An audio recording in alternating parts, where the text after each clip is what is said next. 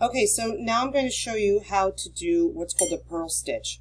I have done 6 rows of just the knit stitch. I cast on 12 stitches and I knitted for 6 rows. I did that because I wanted you to see the difference between when you just knit and when you alternate a knit row and a purl row. So this appearance of just the knit stitch is considered garter stitch. And if you see it in a pattern, that's what that's called. Now, in order to purl, I know that when I knit, I take my needle and I put it in the stitch and up into the back. When I purl, I bring it from the top into the front. Now, you see how my yarn is kind of in the back? That's a bad thing, okay? Because when you purl, your yarn needs to be in the front of your work in order to start. If I have my yarn back like that and I wrap it, you can see that I'm creating an extra stitch. Many people that add on stitches to their work, this is how they do it when they're going from knit to purl. So I'm going to bring my yarn to the front of my needles and I'm going to wrap it around. Let's get it so you can see it. All right, I'm going to wrap it around my front needle. And then I'm going to do kind of the reverse. I'm going to slide my needle to the back and then up and off the work. So it's down and to the front, around the front needle, back and to the back and off. A lot of people say that purling is easier, and why didn't we learn that first?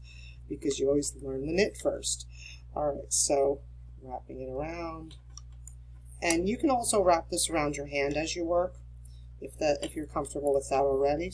Down into the front, around, it's kind of hard with my hand goes in the front, and slide it off.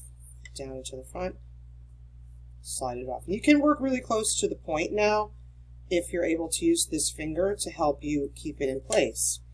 Okay, so down into the front, I'm doing a purl row all the way across. All right, now when I switch, I'm going to go to a knit row.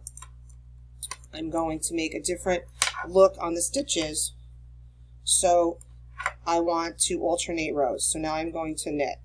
So we all know how to do that. So I'm going to go a little bit faster. And you can see I wrap the yarn around my hand. Some people wrap it around a finger, and it will help you to go faster as you get going. So if you feel that you can try something like that, wrap it around one finger or wrap it around your hand, you'll notice that you don't have to put the needle down or anything like that. You can just kind of keep working smoothly. Okay, so now I did a knit row, and now I'm going to flip it over. Again, very important to bring the yarn to the front. You see those 2 little stitches right there that connect to make the first stitch? If you keep the yarn back there, you can make 2 out of that, and we don't want to do that. So always bring it down so that you can see that one stitch. Needle in. I'm using kind of long needles today. Wrap it around, slide it through. All right, so it's down into the front, around the front needle, to the back and off. And if you have the knit stitch, this will come very, very easily. So you're just doing the same thing on every stitch. Again, there are many stitches. These are the 2 basic ones, knit and purl, and everything is really based off of how you do those. Okay, so now let's just take a look at this and see the difference in the look of the 2 stitches. Okay, you can see up to here, this is your garter, and then you can see that like V kind of combination that we all think about as a knitted sweater.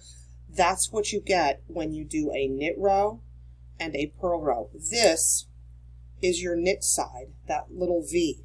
This is your purl side, the one that looks more like the garter stitch. So from this part with just knitted is called the garter stitch, and when you alternate a knit row and a purl row, it's called stockinette stitch. Okay, so that's the basic stitches. There are many different things that you can do from there. Next video, I'll show you some different things that you can play with. Okay, have fun with it. Good luck.